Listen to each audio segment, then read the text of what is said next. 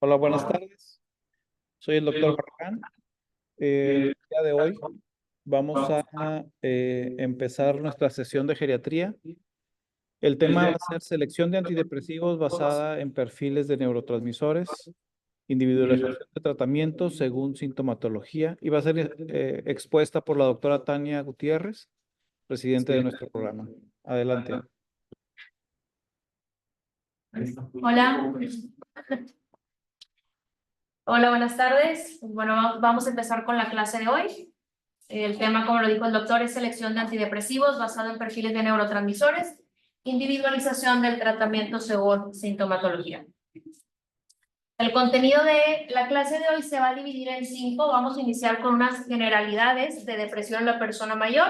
Después vamos a hablar acerca de la neurobiología de los trastornos del ánimo, la selección de tratamiento guiado por síntomas, y por último las estrategias para el manejo de respuesta inadecuada al tratamiento antidepresivo y luego unas conclusiones. Entonces, para empezar dando algunas generalidades, el 20% de las personas mayores de 60 años tendrán algún padecimiento mental, siendo de los más frecuentes la depresión y la ansiedad. Y la depresión está entrelazada de manera bidireccional con la morbilidad somática, lo que finalmente da como resultado un aumento de la carga funcional, fragilidad y mortalidad. La prevalencia de la depresión en la persona mayor varía un poco dependiendo de dónde se lea la literatura. Por ejemplo, en el JAMA 2017 marca que aproximadamente el 14% de la población mayor de 55 años tiene depresión y de estos 2% ya el diagnóstico de trastorno depresivo mayor. El New England del 2024 menciona que aproximadamente el 8 al 16% de la población mayor a 60 años tiene depresión. Y la revista de Enfermedad y Tratamiento Neuropsiquiátrico del año 2022 reportó que el 5.7% de la población mayor a 60 años tenía depresión y esta aumenta a 27% en la edad mayor a 85 años y llega a ser hasta 49% de residentes de asilos o casas de cuidado. Según el Lancet 2018, la prevalencia a lo largo de la vida de un trastorno depresivo es del 15 al 18%. Hay aquellos pacientes que desarrollan una depresión después de los 60 años, se le conoce como late life depression, hayan tenido o no depresión previamente. Y la importancia de hacer esta distinción entre la late life depression y la depresión en personas jóvenes es que se cuentan con cuestiones neurodegenerativas, de comorbilidades y polifarmacia que deben ser consideradas además del mismo trastorno depresivo. En la late life depression hay una predominancia de síntomas atípicos o síntomas somáticos en comparación con los síntomas del estado del ánimo, por lo que el no saber reconocer esta diferencia en la clínica se puede traducir a un infradiagnóstico. Aquí tenemos una tabla comparativa en donde se ve cómo se presenta la depresión en personas mayores y en personas más jóvenes. Entonces, como vemos en las personas mayores, se tiende a presentar una ausencia del estado de ánimo deprimido y esta es una variante conocida como depresión sin tristeza. Y por el contrario van a predominar otras sintomatologías como es la pérdida de interés, trastorno del sueño, pérdida del apetito, fatiga, dolor, muchos síntomas médicos sin explicación alguna, queja de memoria, retraimiento social y descuido tanto en el aseo como en el autocuidado médico. Y comparando aquí, como vemos, de los dos síntomas principales del DSM-5 para el trastorno depresivo, es más común que las personas mayores presenten anedonia versus estado de ánimo depresivo que presentan las personas más jóvenes. Y así como los síntomas somáticos, la persona mayor tiende a presentar pérdida del apetito versus hiperfagia, insomnia versus hipersomnia, un cansancio físico y pérdida de energía versus fatiga, déficits cognitivos más globales versus problemas de concentración y síntomas gastrointestinales y un retraso psicomotor versus la agitación que llegan a presentar personas más jóvenes. En cuanto a la neurobiología de los trastornos del ánimo, la alteración en la neurotransmisión de varios circuitos cerebrales está implicada en la fisiopatología y en el tratamiento de la depresión. Clásicamente, esos son los neurotransmisores que se han encontrado más entrelazados con la aparición de síntomas depresivos, la noradrenalina, dopamina, serotonina, y más recientemente se ha visto involucrada también el glutamato y el GABA. Y con eso llegamos a la primera hipótesis o la hipótesis clásica, que es la hipótesis monoaminérgica, que esta habla que los síntomas del trastorno del estado del ánimo se generan por una deficiencia de uno o más de estos neurotransmisores. Sin embargo, esta teoría de desbalance bioquímico se ha visto que es algo simplista, ya que si, por ejemplo, damos algún fármaco que disminuye estas monoaminas, no precisamente se genera depresión.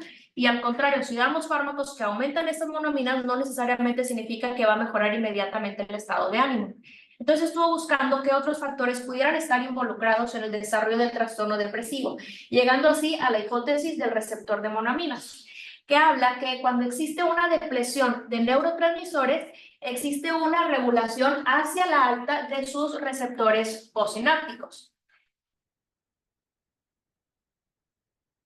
Y esto se vio porque cuando repletamos la amina, cuando damos los antidepresivos, el aumentar los neurotransmisores no precisamente se va a asociar con el efecto clínico, sino más bien se ha visto que cuando disminuye la sensibilidad de los receptores, al mismo tiempo que esta disminuye va aumentando el efecto clínico. Entonces se ha visto que cambios moleculares como la regulación a la baja de los receptores después de que se aumentaron las monoaminas va a estar más asociada al inicio del efecto y de la tolerancia a los fármacos.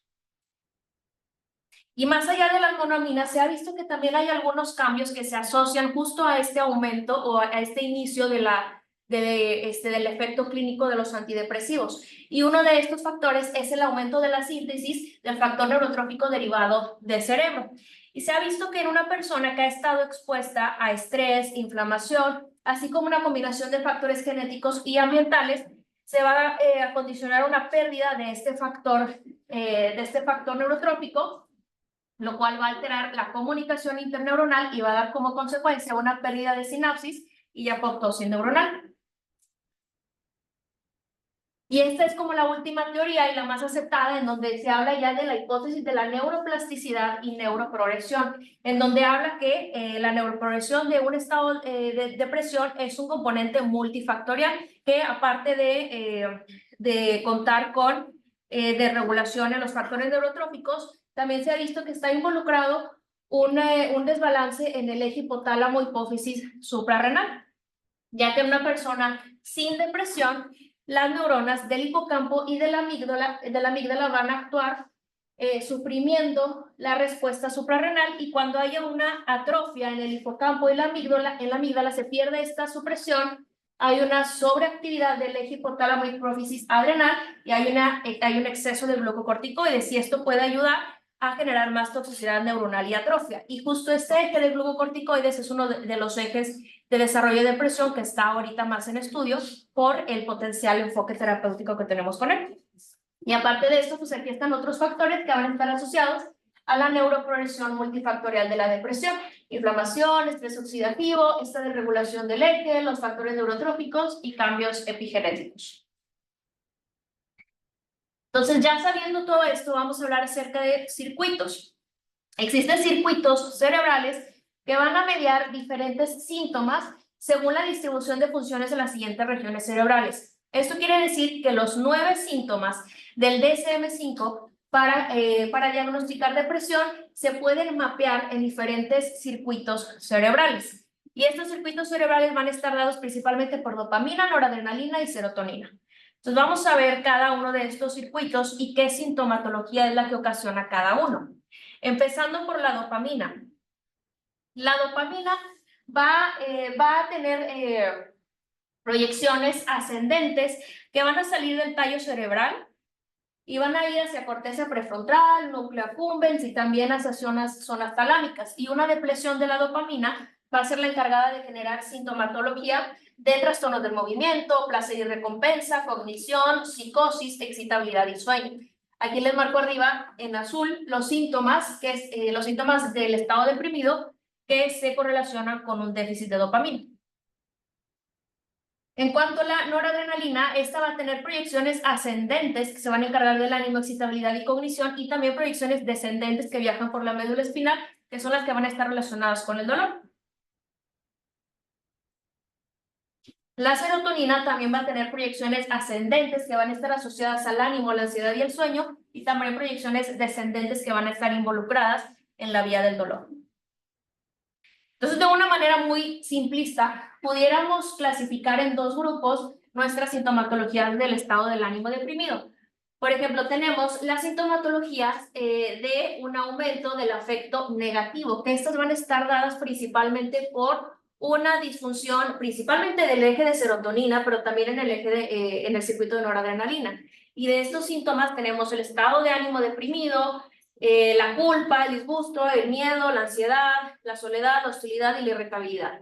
Y del lado contrario tenemos a los síntomas de reducción del afecto positivo. Estos van a estar dados principalmente por una disfunción en dopamina y en menor medida por una disfunción en noradrenalina. Y estos síntomas son un estado de ánimo deprimido, pérdida de felicidad, de interés, de placer, de energía, de entusiasmo, del estado de alerta y de la autoconfianza. Entonces, el nosotros saber qué tipo de sintomatología tiene el paciente nos puede ayudar a hacer una selección de tratamiento especializada guiada por síntomas. Y esto lo pudiéramos hacer primero haciendo una lista de los síntomas específicos que tiene el paciente. Después vamos a relacionar los síntomas con los circuitos cerebrales que medían, que los causan, que los medían, y vamos a elegir un fármaco que se dirige específicamente a estos neurotransmisores. Y ya con eso podemos ir revalorando los síntomas residuales para saber si hay algún neurotransmisor que nos hace falta, pues, repletar, y así poder dar una atención más individualizada en el paciente. Estos son los síntomas residuales más comunes. Los más comunes es que se conserve falta de concentración y fatiga, que en caso de tener esto pudiéramos hacer como un enfoque más hacia hacer un boost sobre dopamina o noradrenalina. Y los síntomas residuales de trastornos del sueño, con esto podemos usar una estrategia más de hacer un boost sobre serotonina. Entonces, un ejemplo. Y ahora vamos a hablar de los antidepresivos y sobre qué circuitos nos pudieran ayudar para saber cuál antidepresivo sería el de mayor elección en cada uno de nuestros pacientes. Entonces vamos a iniciar con los inhibidores selectivos de la recaptura de serotonina. Y aquí me voy a tomar un par de minutos, o bastantitos minutos, porque si se fijan, a pesar de que este es un mismo grupo, son los ISRS, dentro de ellos existen diferentes receptores que tienen acción entre el mismo grupo de antidepresivos. Pero lo que tienen en común todos ellos es que van a actuar con una inhibición del transportador de serotonina SERT, y eso va a hacer que pues aumente la concentración de serotonina que se encuentra en la sinapsis. Entonces, cuando tenemos una deficiencia de serotonina, tanto en el área del axón terminal como en el área somatodendrítica, van a aumentar los autorreceptores 5-HT1A y van a aumentar los receptores postsinápticos de serotonina.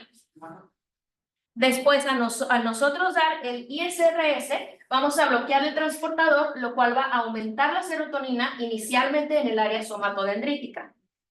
Al aumentar la serotonina en esta área, va a haber una estimulación de los receptores inhibitorios, una sobreestimulación. Entonces, estos se van a desensibilizar haciendo una regulación a la baja. Y debido a que estos son autorreceptores, al estos reducir en su número, se va a quitar como ese freno inhibitorio que tenían estos autorreceptores y se va a aumentar el impulso y la liberación de serotonina, ahora sí en la parte del axón terminal. Y al aumentar la serotonina en el axón terminal va a haber una desensibilización de los reductores postsinápticos, y este periodo de tiempo se va a asociar con una reducción de los efectos secundarios y una mayor tolerancia al fármaco. Es por eso por lo que iniciamos primero el fármaco a dosis bajas, en lo que los receptores se regulan, y ya después aumentamos a dosis óptimas. Estos son los tipos de antidepresivos, y aquí están los usos que podemos tener para cada uno. Los que están coloreados o sombreados un poco más oscuros son los usos aprobados por la FDA, y los que están un poco más claritos son usos comunes, pero que técnicamente no están aprobados por la FDA. Entonces vamos a iniciar con la fluoxetina. Como se fijan, aparte de ser, que ya vimos que es un inhibidor común entre todos los grupos de antidepresivos de esta familia, aparte actúa en otros dos receptores. Uno de ellos es el 5-HT2A, que al actuar como antagonista va a desinhibir la liberación de noradrenalina y dopamina, generando así un efecto activador con este antidepresivo. Y este antidepresivo puede hacer sinergia con otros antagonistas de este mismo receptor, como es la olanzapina, que esta combinación está estudiada para la depresión resistente y unipolar. Y también este es el único fármaco que está aprobado por la FDA para la bulimia. Entonces, si se fijan, a pesar de ser un inhibidor selectivo de la recaptura de serotonina, que técnicamente, únicamente, o sea, nos ayudaría a los síntomas de este lado, a nosotros ampliar con este receptor, pues ampliamos también a todo el abanico de sintomatologías, incluyendo las de reducción de efecto positivo y las del aumento de efecto negativo. También tiene efecto en el transmisor, en el transportador de noradrenalina, pero este solo es relevante a dosis muy altas. Algunos pros de este fármaco es que es el más activador, inclusive desde la primera toma, mejora el cansancio, la atención y concentración, y es útil en la depresión atípica y en la depresión con predominio de reducción del afecto positivo, como retraso psicomotor, apatía y fatiga, y es útil en trastornos alimentarios como la bulimia. Contras es que puede empeorar el insomnio, la agitación, la ansiedad y los ataques de pánico, y es el de mayor vida media, de aproximadamente 2 semanas. En cuanto a la sertralina, aparte de actuar en SERT, como todos los de este grupo, actúa también en el transportador de dopamina. Entonces, al aumentar la dopamina, le va a dar este efecto activador y de mejora de energía, de motivación y de concentración. Y actúa también en este receptor de sigma, que si bien no está muy claro qué hace, se ha visto que está asociado a propiedades ansiolíticas. Entonces, por eso, por lo que este fármaco va a ser útil en depresión psicótica, en delirios, y potencialmente va a ser el que más ayude a control de impulsos, como un paciente con TOC o, por ejemplo, un paciente que tiene demencia e hipersexualidad. Pros de este fármaco: es activador, mejora la energía, la motivación y la concentración, es útil también en depresión atípica, útil en trastornos de ansiedad y pánico, y es el mejor tolerado y de elección en la persona mayor junto con el escitalopram. Contras: es el más asociado a efectos adversos gastrointestinales, entre ellos la diarrea, que si nuestro paciente tiene un patrón de predominio de estreñimiento, pues este contra se vuelve también un pro. En cuanto a la paroxetina, como vemos, aparte de actuar en SERT, es el único que tiene acción en M1. Este le va a dar un efecto anticolinérgico que le da sus características sedantes y calmantes. También va a actuar en NET, aumentando la noradrenalina, lo cual va a ser una potencia para su acción antidepresiva. Y es el único también que actúa en la óxido nítrico sintasa, generando mayor disfunción sexual, sobre todo en los hombres. Pros de este fármaco: su potente efecto antidepresivos. Y contras, que es el único con acción anticolinérgica, es el más sedante y es el que causa mayor síndrome de discontinuación y de rebote anticolinérgico. Entonces, este sería el que menos recetaríamos nosotros de este grupo de los ISRS. La fluvoxamina, aparte de actuar en SERT, tiene también sigma, tiene sigma junto con, o al igual que la sertralina. Entonces, este también va a ser bueno por sus propiedades ansiolíticas y útil en depresión psicótica y delirios. Entonces, si bien este es un buen ansiolítico, se considera más para el tratamiento de TOC y ansiedad social más que para la depresión. De hecho, no está aprobado para la FDA para depresión, se utiliza más para estos trastornos ansiosos, es muy sedante y es el único que se da 2 veces al día, a menos que se encuentre una fórmula de liberación prolongada. Y en cuanto al citalopram, este es un enantiómero compuesto de S-citalopram y R-citalopram. La parte del enantiómero de R-citalopram tiene acción en H1, lo cual le da sus efectos antihistamínicos y sedantes. Pros de este fármaco es que es de los más tolerados, es útil cuando se busca un efecto sedante, y contras es que es el más asociado a prolongación del QT y produce sedación. El citalopram, este únicamente abarca el enantiómero S del citalopram y este tiene actividad únicamente en CERT. Entonces, en cuanto a los pros, este es el mejor tolerado y con menos interacciones en CYP450 y es el único realmente inhibidor de CERT puro. Y en cuanto a contras, la verdad es que no encontré ninguno. Y aquí está una tabla de resumen acerca de cuáles van a ser las dosis iniciales, las dosis terapéuticas, los picos de acción y las vidas medias de cada uno de los fármacos de esta familia. Y únicamente para recalcar acerca de los efectos adversos, es que los efectos adversos más comunes en este grupo de edad, en este grupo de fármacos, van a ser las náuseas, vómitos, diarreas, cefaleas, disfunción sexual, caídas. En cuanto a los síntomas graves, sangrados, hiponatremias, y también puede causar síndrome de descontinuación y síndrome serotoninérgico. Ahora hablando acerca de los antidepresivos duales, estos van a tener, aparte de la acción de CERT, igual que los antidepresivos pasados, van a tener también acción en NET, entonces eso va a ampliar un poco, allá no solo abarcar esta zona de síntomas, sino a pasarnos un poco también a esta parte de sintomatología.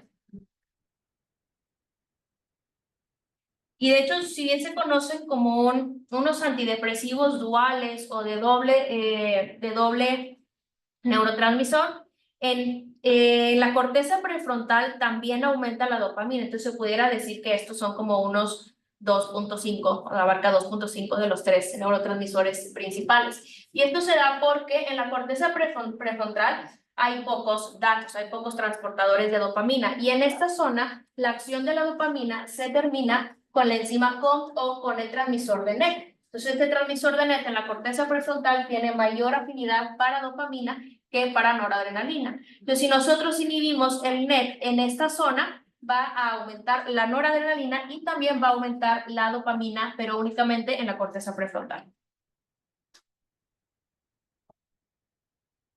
Estos son como los 3 fármacos más característicos de esta familia de antidepresivos, igual los usos aprobados por la FDA y los demás usos comunes.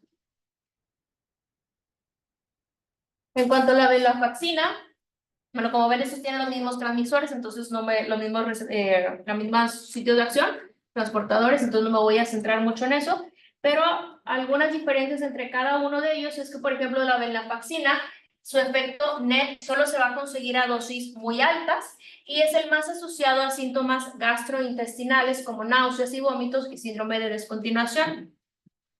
La venlafaxina tiene mayor efecto NET versus la venlafaxina es el que tiene menos efectos adversos y es el antidepresivo menos asociado a mutaciones farmacogenéticas. Y esto es importante porque a veces tenemos un paciente al cual estamos dando ciertos grupos de antidepresivos sin lograr alguna respuesta. Y esto puede ser porque hay alguna mutación en los farmacogenes que se asocia al metabolismo de los antidepresivos y este es el que menos se ha visto asociado a tener mutaciones. Entonces pudiera ser una buena estrategia en un paciente que no está respondiendo a antidepresivos y después puede responder a este fármaco. También es útil para la fibromialgia y sintomatología vasomotora, por ejemplo, en pacientes con menopausia. Y en cuanto a la duloxetina, va a ser útil para dolor neuropático, también es útil para dolor musculoesquelético y off-label también se ha visto que tiene algún efecto en la incontinencia de esfuerzo. Y también se ha visto que puede tener una potencial mejoría en síntomas cognitivos de depresión y es el que menos se asocia a hipertensión y a síntomas de discontinuación versus vela y desvenlafaxina. Y aquí está nuevamente la tabla que resume la posología de estos 3 fármacos. Y en cuanto a los efectos adversos, causan diaforesis, boca seca, náuseas, diarrea, cefalea, disfunción sexual y retención urinaria. Pueden causar descontrol hipertensivo e hiponatremia. Hay que tener precaución en pacientes que tengan glaucoma de ángulo cerrado descontrolado y también puede causar síndrome serotoninérgico. Y hay otros antidepresivos duales, pero como tienen mayor bloqueo preferencial por noradrenalina, pues no nos van a ser de utilidad en la depresión y aparte que no están en México.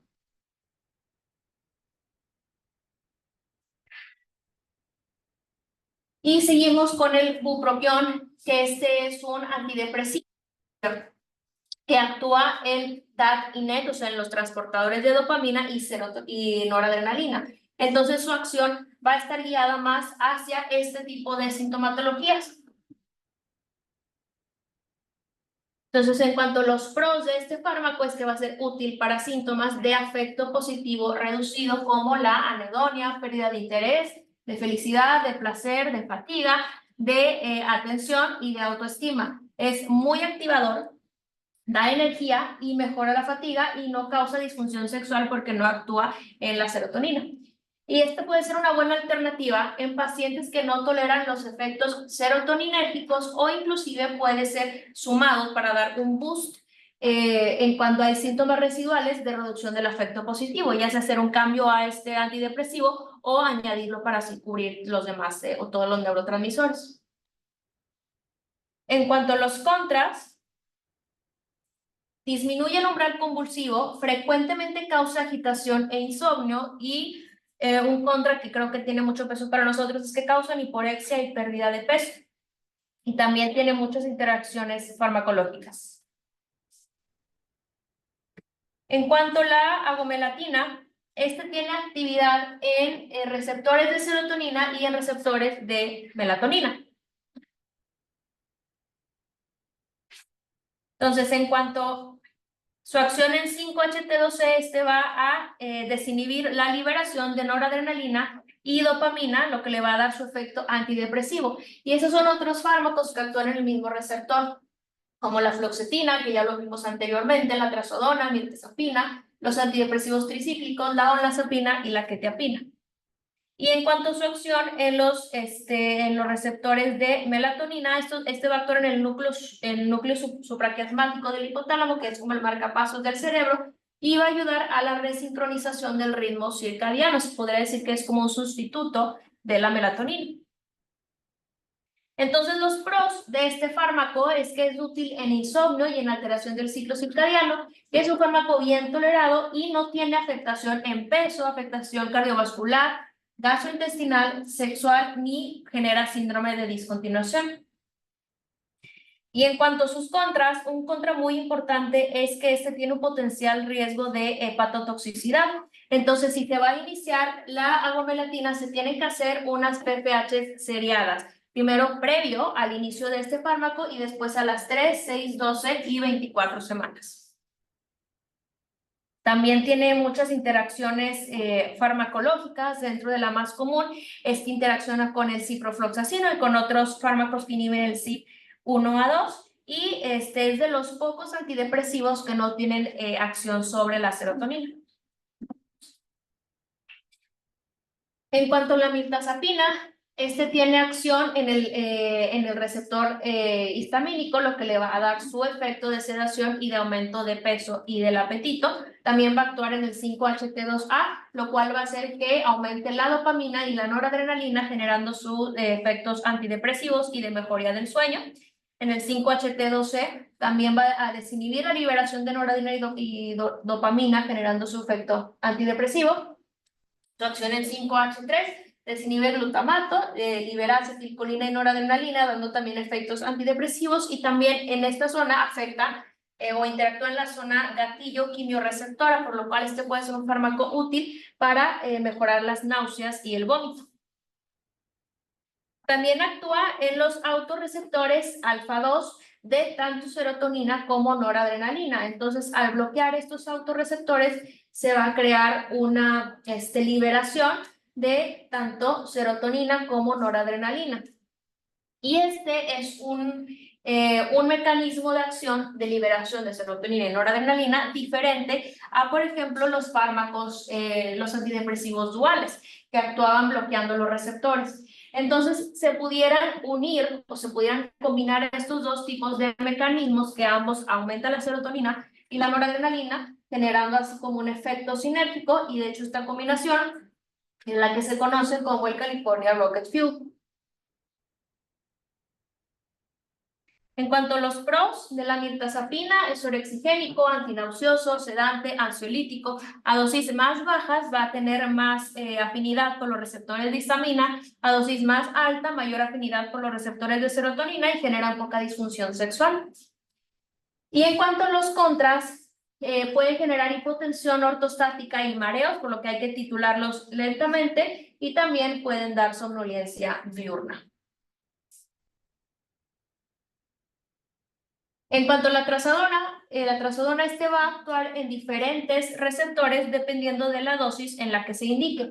Entonces, a dosis más bajas, de 25 a 150 miligramos, este fármaco va a actuar únicamente sobre estos receptores, el 5-HT2A, el alfa-1 y el H1. Entonces, a estas dosis va a generar un mayor efecto de sedación y también va a mejorar el sueño.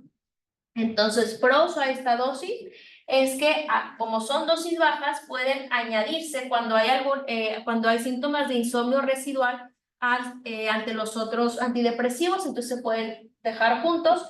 Y también el efecto de sedación que tiene es inmediato y no genera somnolencia diurna si lo damos a posologías de cada 24 horas a dosis bajas, versus las dosis que se dejan para depresión, que esas son cada 12 horas. Y los contras es que, como actúan en alfa-1, pueden causar hipotensión ortostática. Si los damos a dosis más altas, a dosis de 150 hasta 600 miligramos, aparte de actuar en estos receptores, va a tener también acción sobre SER y sobre otros receptores de serotonina, lo que les va a dar su efecto antidepresivo. Pros, que no causa disfunción sexual ni cambios en el peso. Contras, que sí da somnolencia diurna, porque lo tenemos que dar cada 12 horas, y en México no contamos todavía con la versión de liberación prolongada. Entonces, ¿por qué este tipo de fármacos no causa disfunción sexual ni cambios en el peso? Y es porque, a diferencia de, por ejemplo, estos ISRS, de liberarse la serotonina, van a actuar en todos estos receptores, la trazodona va a bloquear selectivamente el 5-HT2A y el 5-HT2C, que son los que técnicamente nos dan los efectos secundarios. Entonces, eso hace que este fármaco sea mucho más tolerable. Y pues igual aquí les dejo la tablita y los usos aprobados por la FDA. En cuanto a la vortioxetina, es varios receptores sobre los que actúa, iniciando con SER, que ya vimos la acción de este, que es el de aumentar serotonina y generar efecto antidepresivo. Seguimos con el 5-HT1A, que al actuar como agonista sobre este se va a desinhibir la liberación de neurotransmisores procognitivos, como noradrenalina, dopamina y acetilcolina. Su acción en 5-HT1B y D va a actuar con sinergia con el SER para aumentar la serotonina. Su acción en 5-HT1B va a desinhibir la liberación de los neurotransmisores procognitivos, también dopamina, noradrenalina y acetilcolina. Su acción en el 5-HT3 igual va a liberar neurotransmisores procognitivos, acetilcolina y noradrenalina. En el 5-HT2 va a liberar serotonina y glutamato, que también va a dar efectos antidepresivos y procognitivos. Entonces, los pros de este fármaco es que, debido a sus acciones en múltiples receptores, se va a hacer un aumento de liberación de neurotransmisores, no solo para mejorar el estado de ánimo, sino también neurotransmisores que se pueden considerar como procognitivos. Y se ha visto que esto pudiera mejorar cuestiones como la velocidad del procesamiento. Y en cuanto a los contras, es que tiene efectos adversos comunes como la náusea, los vómitos y la disfunción sexual. También, dentro de otros efectos adversos no tan comunes, pero sí que pueden ser importantes, son los sueños vívidos. Y en alguna literatura se va a encontrar como que la vortioxetina es uno de los antidepresivos indicados, los puse como entre comillas, para la depresión geriátrica o los síntomas cognitivos asociados a depresión. No voy a hablar mucho de esto, de los antidepresivos tricíclicos, porque ya vimos que tenemos muchos otros fármacos de primera línea, pero bueno, saber que estos van a tener acciones en diferentes neurotransmisores y los podemos dividir entre los que van a inhibir SERT-NET, los que son más selectivos contra NET, o los que tienen alguna acción en los receptores de serotonina. Los pros de estos es que la mayoría va a tener un buen efecto sobre el dolor neuropático, la imipramina ayuda para la neuresis, y casi todos pueden ser útiles para la depresión resistente, la ansiedad y el insomnio. Los contras es que van a tener acción sobre M1, entonces van a tener un fuerte efecto anticolinérgico, van a generar boca seca, visión borrosa, retención urinaria y estreñimiento. Efectos también sobre H1 que les van a dar la sedación y el aumento de peso. Y efectos sobre alfa-1 que les va a generar hipotensión ortostática y mareo. También se ha visto que pueden bloquear los canales de sodio voltajes dependientes en el corazón y el cerebro. Y esto en casos de sobredosis, que la dosis para tener una sobredosis no es muy alta. Se ha visto que con un equivalente a una dosis de 30 días se pueden generar estos efectos de sobredosis que pueden condicionar coma, crisis convulsivas, arritmias, paro cardiorrespiratorio, inclusive la muerte. Y entre los inhibidores de MAO, estos los podemos clasificar en dos grupos, los IMAO A y B. Los A van a tener un efecto de aumento de serotonina y noradrenalina más que un aumento de la dopamina. Es por eso por lo que este grupo se usan más como antidepresivos, versus los IMAOs B, que van a tener mayor utilidad para elevar la dopamina, y estos son los que se usan más en enfermedades de Parkinson. Los contras es que tienen una restricción dietética bastante importante, que nos puede condicionar con la también a un aumento o una crisis hipertensiva. Tienen también muchas interacciones farmacológicas, sobre todo el riesgo de presentar síndrome serotoninérgico, y aparte de estas cuestiones graves, pues también tiene otros efectos adversos comunes, como la cefalea, mareo, náuseas y hipotensión ortostática. Por último, vamos a hablar acerca de las estrategias para el manejo de una respuesta inadecuada al tratamiento antidepresivo.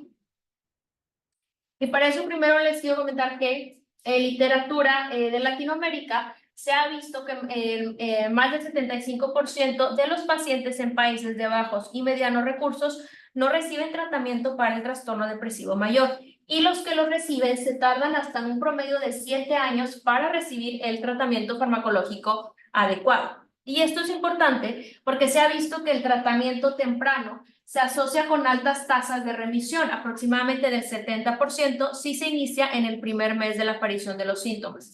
Pero si el tratamiento se inicia después del tercer mes, se va a relacionar con una menor tasa de remisión, aproximadamente 24%. Entonces, se pudiera decir que tenemos como esta ventana de oportunidad de los primeros 3 meses desde que inicia la sintomatología para lograr entrar en esta como ventana de oportunidad para lograr mayores tasas de remisión.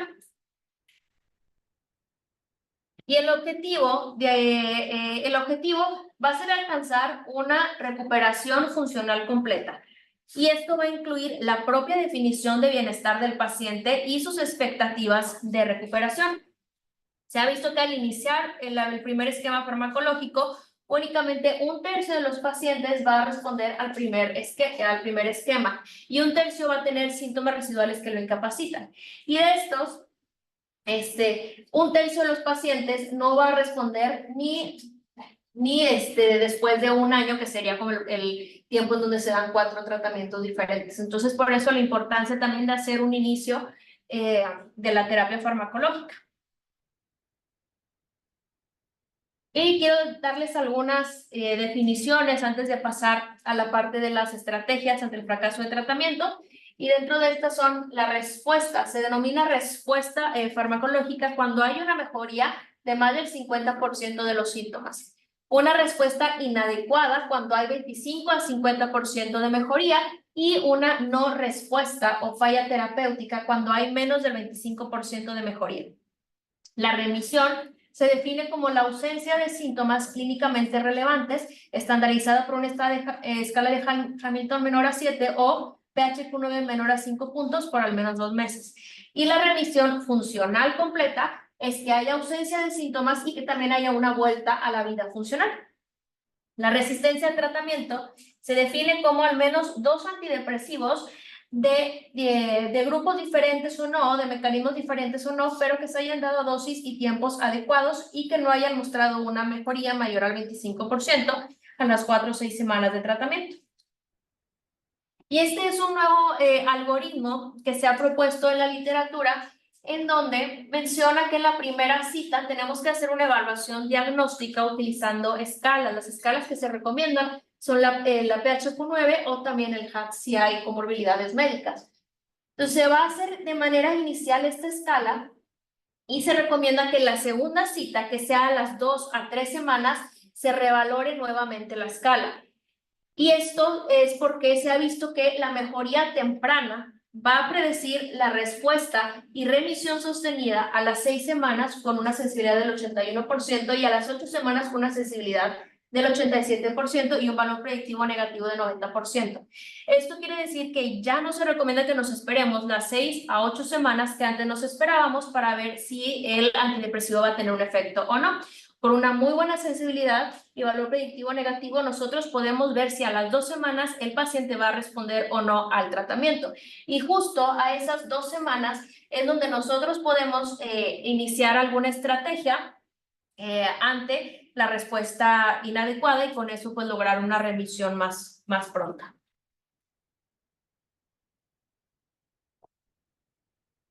Entonces, si ya detectamos de manera temprana a nuestras 3 semanas que hay una falla de respuesta al tratamiento, existen 4 estrategias que podemos utilizar. Puede haber una optimización, que es incrementar la dosis inicial de un antidepresivo hasta alcanzar la dosis efectiva máxima del mismo. El adyuvante o el aumento o la potenciación, que es cuando se agrega otro fármaco no antidepresivo. El cambio, que es cuando se sustituye un fármaco por otro, y la combinación, que es cuando se usan simultáneamente 2 antidepresivos distintos. Entonces, si a la semana 2 vemos que no hay respuesta, tenemos que usar una de estas 4 estrategias. Y así nos quedaría el algoritmo. Entonces, va a llegar un paciente, le hacemos las escalas ya mencionadas, el PHQ-9 o el HAX, y le iniciamos un antidepresivo de primera línea. A las 2 semanas, que en realidad serían 2 semanas después de que dimos ya la dosis óptima del tratamiento, vamos a ver si hay una mejoría temprana. La mejoría, como ya vimos, definida como una mejoría de más del 50% de los síntomas. Y si hay una mejoría temprana, continuamos ahora sí el tratamiento por las 6 a 8 semanas. Si no tenemos una mejoría temprana a las 2 semanas, ahí es cuando ya utilizamos alguna de las estrategias de cambio de fármacos, aumento de fármacos, etcétera. Y revaloramos cada 2 semanas hasta lograr así la remisión del paciente. En cuanto a las estrategias de aumento o estrategias adyuvantes, estos son los fármacos que más frecuentemente se utilizan, que son algunos antipsicóticos atípicos. Dentro de ellos tenemos la olanzapina, que al actuar en estos receptores va a aumentar tanto la dopamina como la noradrenalina. Y técnicamente este solo está aprobado en combinación con la fluoxetina, y es el que da mayor riesgo metabólico de todas las opciones que tenemos de aumento. Tenemos también la quetiapina, que aparte de elevar la dopamina y la noradrenalina, también va a tener efecto elevando la serotonina. Y en cuanto a efectos adversos, pues va a ser el más sedante y tiene un riesgo metabólico moderado. Tenemos también el aripiprazol, que es una muy buena opción. Igual aumenta los tres neurotransmisores, da menos síntomas motores, pero puede generar acaticia. También da menos sedación, menos efectos anticolinérgicos y cardiovasculares. Y tenemos el brexpiprazol, que pudiera ser como la opción más aceptada, ya que produce menos acaticia que el aripiprazol. Y en cuanto a estrategias de combinación de fármacos, podemos utilizar, por ejemplo, fármacos que los ISRS o los duales, que van a generar una acción contra serotonina. Y si a esto les añadimos, por ejemplo, el bupropión, que va a actuar sobre noradrenalina y dopamina, tenemos ahora sí pues van a abarcar las 3 monoaminas principales, y eso también se puede dar con los duales, que van a abarcar serotonina y noradrenalina. Damos el bupropión, nos va a dar un doble boost hacia noradrenalina y un boost también hacia dopamina. Y esta es la otra estrategia de combinación que ya se les había mencionado, que es un fármaco dual sumado a la mirtazapina, justo por estos boosts, inclusive aquí cuádruples los mencionan, sobre la liberación de serotonina y noradrenalina, ya que actúan en diferentes zonas. Y también hay otras combinaciones llamadas como combinaciones estimulantes, que estas consisten en dar antidepresivos duales que van a tener efectos para elevar la serotonina y la noradrenalina, y pudiéramos agregar otro fármaco estimulante inhibidor del transportador de dopamina, como lo es el modafinilo, y así abarcamos los tres transportadores y aumentamos las tres monoaminas. Entonces, los puntos a destacar de esto es que hay que hacer una valoración temprana, hay que utilizar escalas y hay que usar algunas de las estrategias para el manejo de la respuesta inadecuada. Entonces, por ejemplo, primero llega el paciente, vamos a monitorizar el resultado utilizando escalas. Primero vamos a optimizar el tratamiento antidepresivo. A la segunda semana hacemos una valoración temprana. Debe haber un 50% de mejoría. Si no, podemos considerar un cambio de antidepresivo, podemos considerar también dar un adyuvante de antidepresivo o llevar a dosis máximas el depresivo que ya tiene el paciente. Y la estrategia de seguimiento entonces sería citarlo cada 2 semanas hasta que nosotros veamos con qué tipo de estrategia se logra tener más del 50% de la mejoría del paciente. A partir de tener una buena respuesta, ahora las citas son cada 4 semanas, posteriormente cada mes y medio, cada 2 meses, una vez logrando la revisión sucesivas cada 3 o 4 meses, y el escenario ideal sería que el paciente lograra una recuperación funcional a la semana 8 si dimos el antidepresivo correcto para el paciente. Y una vez que ya veamos que el paciente tiene buena adherencia, tolerabilidad y evolución clínica, pues podemos espaciar más las consultas.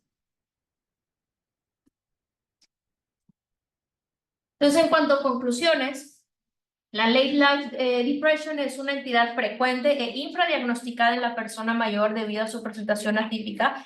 Cada uno de los síntomas del trastorno depresivo mayor se puede mapear en diferentes circuitos cerebrales.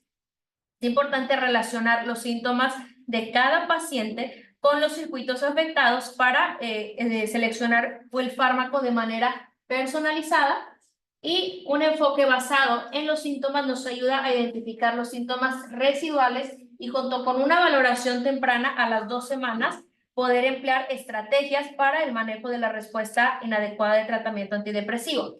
Importante también recordar que el inicio del tratamiento temprano se asocia con altas tasas de remisión y el objetivo es alcanzar la recuperación funcional completa, incluida la propia definición de bienestar del paciente. Y eso sería todo. No sé si tengan dudas.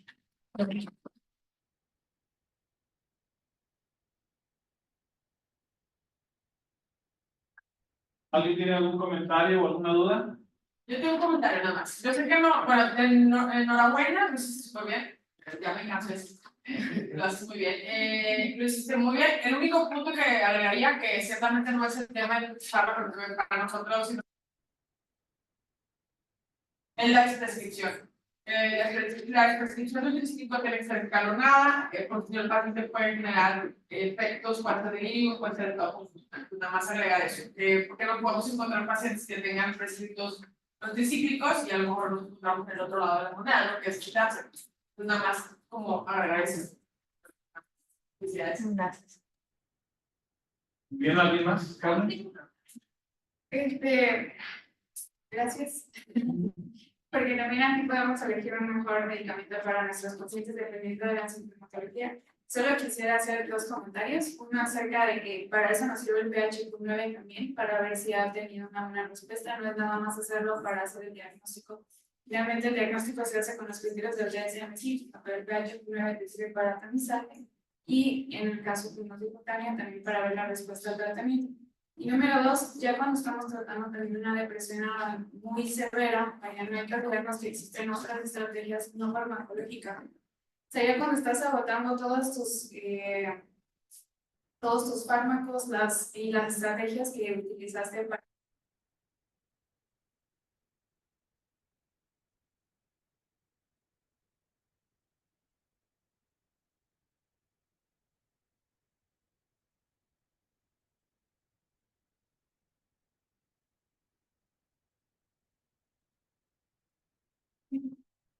Entonces, Yo creo que también sería ver hasta qué punto nosotros ya podemos ayudar y necesitamos ayuda de alguien.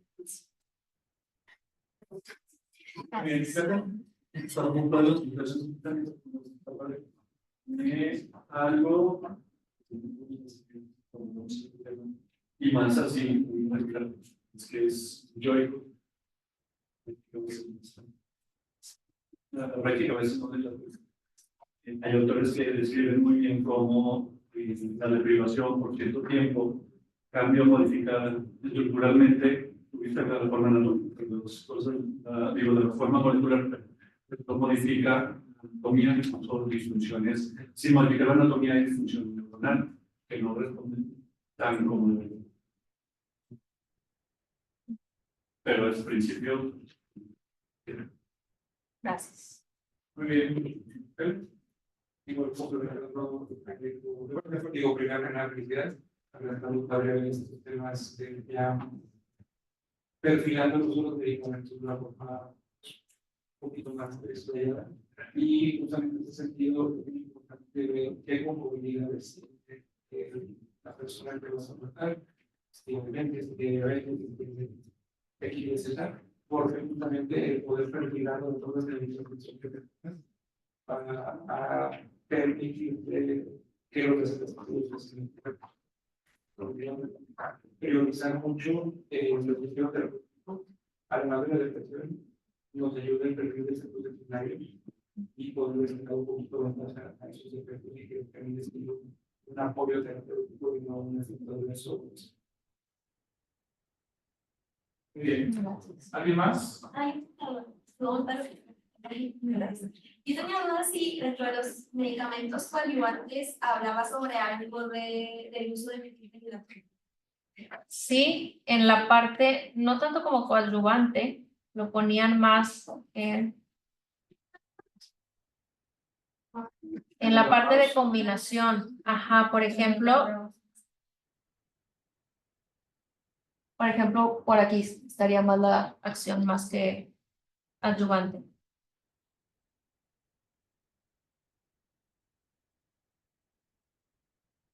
Como en combinación estimulante.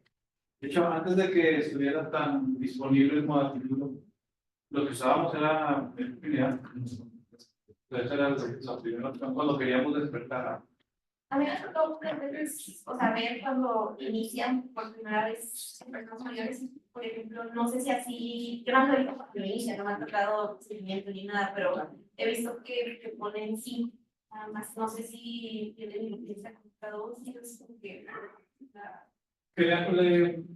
Generalmente empiezas con 5 y generalmente con eso es suficiente. Porque tienes que poner muy claro cuál es el objetivo de para qué lo quieres dar, ¿verdad? Entonces, una vez que llegas al objetivo, pues ya lo resuelve. Generalmente con 5 es suficiente. Yo al principio lo usaba, ahorita ya uso más de modafinilo, pero cuando lo usaba, nunca tuve que dar más dosis que 5 mg. Un paciente que no fue por depresión, sino por Alzheimer, que tenía mucha somnolencia y dejó de comer, dejó de todo, y con el metilfenidato revivió. Sí, cumplió. O sea, volvió a comer, volvió a caminar. Obviamente después se deterioró, pero ya no era por somnolencia, era. Entonces, sí, pero como necesitas. Como es controlado y es mucho show, pues mejor das más. No sé, que es una sesión buscando y en qué etapa de la enfermedad esté. La mayoría de los que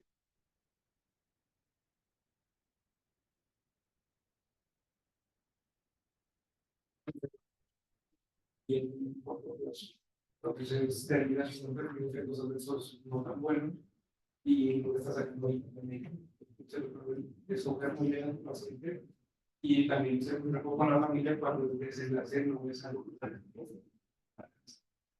Ahora, algo que recomendaría buscar esta información, porque la última que yo leí fue como del 2004, porque ya pasó tiempo. Es el uso de la combinación de un antidepresivo con metilfenidato en pacientes en los que quieres una respuesta antidepresiva rápida. Por ejemplo, alguien con un cáncer terminal o alguien que está en cuidados paliativos y que pues, tú quieres quitar la depresión, pero no tiene tanto tiempo como para esperar 6 semanas. Entonces, inicias al mismo tiempo el antidepresivo con candidatos y teóricamente la respuesta o la mejoría es más rápida. Pero bueno, habría que decir por ejemplo. Sí, yo lo había leído, pero con los psicólogos. Los son con algunos psicólogos especializados en la respuesta. No tienen personas, pero con algunos. Ahora, una pregunta que no viene en la clase. ¿En qué momento mandas al paciente con un psiquiatra? Pues yo creo que podemos nosotros usar el algoritmo que les enseñé de hacer la escala, ver cómo está el paciente, iniciar un tratamiento y tal vez si vemos que ya utilizamos estrategias ante el fallo terapéutico y no logramos respuesta, ahí lo pudiéramos mandar para la cuestión farmacológica. Para la cuestión no farmacológica, pues sí se pudiera utilizar desde inicio para el tratamiento justo no farmacológico de terapia, etcétera. Si va por esa parte no farmacológica desde el inicio, pero si pudiéramos, yo creo, nosotros hacer las primeras modificaciones y ya si nos encontramos contra algo resistente que nos dificulte tratar, pues ahora sí derivarlo hacia psiquiatra. En general, la recomendación es cuando hay depresiones atípicas, depresiones sobre todo cuando hay ideación suicida o riesgo suicida, y cuando hay alucinaciones, se me fue el nombre de este tipo de depresión, pero bueno, depresiones complicadas. Yo agregaría uso de sustancias. Bueno, y abuso de sustancias, sí, cuando eso es complicado, o cuando hay fallas de tratamiento inicial que le dimos. También tenemos pacientes que tienen unas depresiones crónicas, pero crónicas de 20, 30 años, y que nunca fueron tratadas, o que ya han recibido múltiples tratamientos en la vida y nunca han mejorado. Entonces, a esos desde el principio hay que mandar, si es que quieren ir, porque ese es otro problema que no siempre. Muy bien, pues felicidades, la verdad estuvo muy padre la clase. Gracias. Más bien parecía conferencia magistral. Muy bien, buen comentario. Gracias. Aparte de las felicitaciones, el doctor Julio dice: este es un gran tema, pues hay muchos antidepresivos y todos ofrecen mejoría, pero cada paciente tiene características diferentes. Entonces, todas las decisiones. Sí. Muy bien. Bueno, pues muchas gracias.